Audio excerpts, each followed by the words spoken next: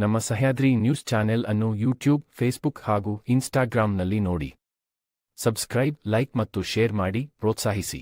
ತ್ರಿವಳಿ ತಲಾಖ್ ರದ್ದತಿ ಮಾಡುವಂತ ವಿಚಾರ ಇರ್ಬೋದು, ವಕ್ಫ್ ಕಾಯ್ದೆ ತಿದ್ದುಪಡಿ ಇರ್ಬೋದು, 370ನೇ ವಿಧಿಯ ಒಂದು ರದ್ದತಿ ಇರ್ಬೋದು, ಪರಿಶಿಷ್ಟ ಜಾತಿ ವರ್ಗ ಮತ್ತು ಮಹಿಳಾ ಕಲ್ಯಾಣ ಕಾರ್ಯಕ್ರಮಗಳಿರ್ಬೋದು, ರಾಷ್ಟ್ರೀಯ ಹೆದ್ದಾರಿಗಳ ಅಭಿವೃದ್ಧಿ ಇರ್ಬೋದು, ವೈದ್ಯಕೀಯ ಕ್ಷೇತ್ರಕ್ಕೆ ಹೆಚ್ಚಿನ ಬಲವನ್ನು ತುಂಬುವಂತಹ ಯೋಜನೆಗಳಿರ್ಬೋದು,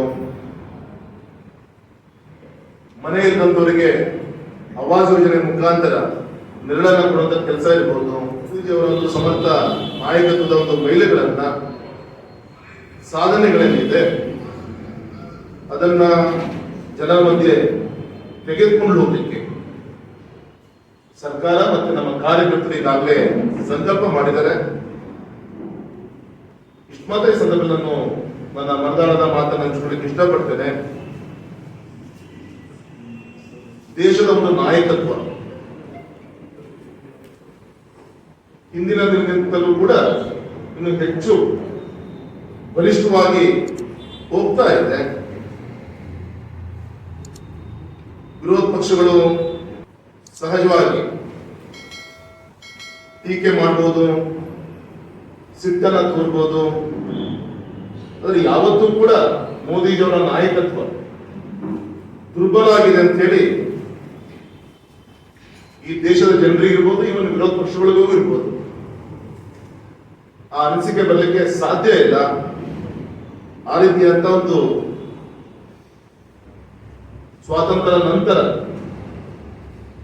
ಭಾರತದ ಒಬ್ಬ ಅತ್ಯಂತ ಶಕ್ತಿಯುತ ಪ್ರಧಾನಿ ಸನ್ಮಾನಿಸಿದ ನರೇಂದ್ರ ಮೋದಿಜಿಯವರು ಅದನ್ನ ಮುಟ್ಟಿಸುವಂತ ದಿಕ್ಕಿನಲ್ಲಿ ಸುಮಾರು 10 ಕೋಟಿಗಿಂತ ಹೆಚ್ಚಿನ ಶೌಚಾಲಯಗಳನ್ನ ಕೊಟ್ಟು ನಿರ್ಮಾಣ ಮಾಡುವಂತ ಮುಖಾಂತರ ಬಡವರಿಗೆ ಗೌರವದ ಒಂದು ಬದುಕನ್ನ ಕೊಟ್ಟಂತ ನರೇಂದ್ರ ಮೋದಿಜಿಯವರು ಇರ್ಬೋದು, ಕಪ್ಪು ಹಣದ ನಿರ್ಮೂಲನೆ ಆಗ್ಬೇಕು ಅಂತ ಹೇಳಿ ಅದಕ್ಕೂ ಕೂಡ ತಾಕತ್ ಬೇಕಾಗುತ್ತೆ. ಸವಾಲುಗಳು ಏನೇ ಬಂದು ಕೂಡ ಅದನ್ನು ಎದುರಿಸಿ ರದ್ದತಿಯ ಒಂದು ಕ್ರಮವನ್ನು ಕೂಡ ಈ ದೇಶ ಗಮನಿಸಿದೆ.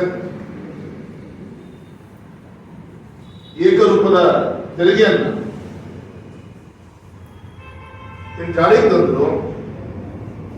ಒಂದು ಅವರೇಜ್ 2018ರಲ್ಲಿ ಪರ್ ಮಂತ್ ಸುಮಾರು 60,000 ಕೋಟಿ ತೆರಿಗೆ ಕಲೆಕ್ಷನ್ ಆಗ್ತಾ ಇತ್ತು.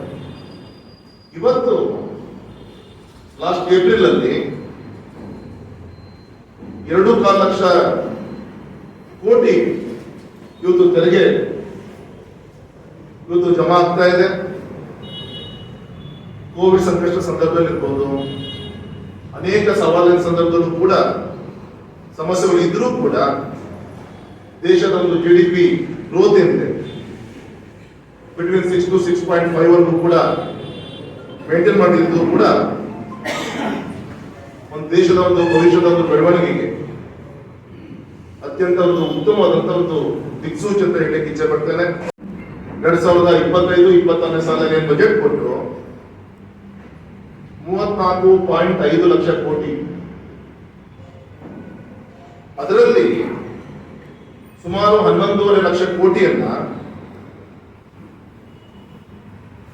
ಇನ್ಫ್ರಾಸ್ಟ್ರಕ್ಚರ್ಗೆ ಯಾಕೆ ಮುಖ್ಯ ಅನ್ಸುತ್ತೆ, ನಾವು ಭಾಗ್ಯಗಳು ಇನ್ನೊಂದು ಯೋಜನೆಗಳು ಕೊಡೋದು ಕೂಡ ಆದ್ಯತೆ ಕೊಡ್ಲಿ ಬೇರೆ, ಆದರೆ ಸುಮಾರು 10 ಕೋಟಿ ಮನೆಗಳಿಗೆ ಉಜ್ವಲ ಯೋಜನೆ ಮುಖಾಂತರ ಅನಿಲ ಸಂಪರ್ಕ ಕೊಡುವಂತ ಕಾರ್ಯಕ್ರಮಗಳಿರ್ಬೋದು, ಸುಮಾರು 5 ಲಕ್ಷವರೆಗೂ ಕೂಡ ವೈದ್ಯಕೀಯ ಚಿಕಿತ್ಸಾ ವೆಚ್ಚವನ್ನ ಸರ್ಕಾರನೇ ಭರಿಸೋದಂತ ಇರ್ಬೋದು, ಬ್ಯಾಂಕಿಂಗ್ ಸೆಕ್ಟರ್ ಇರ್ಬೋದು, ಸ್ಪಷ್ಟವಾದಂತಹ ಒಂದು ವಿದೇಶಿ ನೀತಿ ಇರ್ಬೋದು, ಹೆದ್ದಾರಿಗಳ ನಿರ್ಮಾಣ ಇರ್ಬೋದು, ಇದು ಅಭಿವೃದ್ಧಿ ದಿಕ್ಕಿನಲ್ಲಾದ್ರೆ ಇನ್ನೊಂದು ವಿಶೇಷವನ್ನು ನಾವು ಗಮನಿಸಬೇಕಾಗಿರೋದು ಶತ್ರು ರಾಷ್ಟ್ರಗಳ ಜೊತೆಗಿರುವಂತಹ ಸಂಬಂಧಗಳು. ಒಂದು ಕಡೆಗೆ ಮೃದು ಧೋರಣೆ. ಆದರೆ ದೇಶಕ್ಕೆ ಅನಿಶ್ಚಿತೆಯನ್ನ ತರುವಂತ ದೇಶಗಳ ವಿರುದ್ಧ, ಉದಾಹರಣೆಗೆ 10 ವರ್ಷ ಕೆಳಗೆ ನಮ್ಮ ಬಾರ್ಡರ್ಗೆ ಚೈನಾ ಸಂಬಂಧಪಟ್ಟಂತ ಸೈನಿಕರು ನುಗ್ಗುವಂತ ಕೆಲಸವನ್ನ ಮಾಡಿದ್ರು. ಆ ಸಂದರ್ಭದಲ್ಲಿ ಪ್ರಧಾನಮಂತ್ರಿಗಳು ಬಿಗಿ ಮಾಡಿ ನಮ್ಮ ದೇಶದ ನಾಯಕತ್ವ ಸೈನಿಕರು ವಾಪಸ್ ಹೋದ್ಮೇಲೆ ಹೇಗಿದ್ರು ಕೂಡ ಮಾತುಕತೆ ಹೊರತು ಅಲ್ಲಿವರೆಗೂ ಕೂಡ ನಿಮ್ ಚೈನಾ ದೇಶದ ಜೊತೆಗೆ ನಮ್ದು ಯಾವುದೇ ಮಾತುಕತೆ ಇಲ್ಲ ಅನ್ನೋ ರೀತಿಯಲ್ಲಿ ಸ್ಪಷ್ಟವಾದಂತಹ ದೃಢವಾದಂತಹ ಒಂದು ನಿರ್ಧಾರ ಇರ್ಬೋದು. ಇದೇ ನಿರ್ಧಾರ ಆ ಉರಿಯಲ್ಲಿ ಬಾಲ್ಕೋಟ್ ಅಲ್ಲಿ ನಡೆದಂತ ಘಟನೆ ಇರ್ಬೋದು, ಆಪರೇಷನ್ ಸಿಂಧು ಇರ್ಬೋದು, ಮೋದಿಜಿಯವರು ಇವರ ನೇತೃತ್ವದಲ್ಲಿ ಮತ್ತೊಮ್ಮೆ ದೇಶವನ್ನ ಒಂದು ನವಭಾರತದವನ್ನ ಕಟ್ಟುವಂತ ದಿಕ್ಕಿನಲ್ಲಿ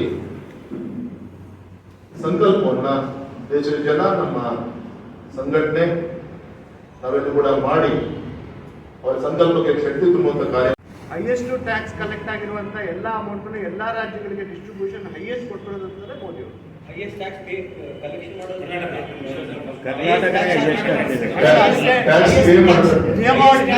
ನಿಯಮಾವಳಿ ಇದೆ, ಅದಕ್ಕೆ ಕಾನ್ಸ್ಟಿಟ್ಯೂಷನ್ ಇದೆ. ಕಾನ್ಸ್ಟಿಟ್ಯೂಷನ್ ಪ್ರಕಾರನೇ ಡಿಸ್ಟ್ರಿಬ್ಯೂಷನ್ ಮಾಡಬೇಕು. ಟ್ಯಾಕ್ಸ್ ಅಂದ್ರೆ ಒಂದು ಕಡೆ ಏನು ಟ್ಯಾಕ್ಸ್ ಜಾಸ್ತಿ ಟ್ಯಾಕ್ಸ್ ಇಸ್ ಮೋರ್. ಹಾಗಾದ್ರೆ Uttar Pradesh compare to other tax comes more. ಅದ್ರ ಪ್ರಕಾರನೇ ಮಾಡ್ತಾರೆ. ಜನಸಾಮಾನ್ಯರದ್ದು ಒಬ್ಬರ ದೃಷ್ಟಿ ಬೀಳ್ತಾ ಇರುತ್ತೆ. ಅದರಿಂದ ತಪ್ಪಿಸ್ಕೊಳ್ಳೋಕ್ಕೋಸ್ಕರ ಈ ರೀತಿಯಿಂದ ಮತ್ತೊಂದು ಹೇಳಿಕೆ ಕೊಟ್ಕೊಂಡು ಮನೆ ಮಾಡಿಸೋದು ಕೆಲಸ ಬಿಟ್ಟರೆ ಯಾವುದು ಕೂಡ ನಿಜ ಸತ್ಯ ಅನಿಸ್ತದೆ.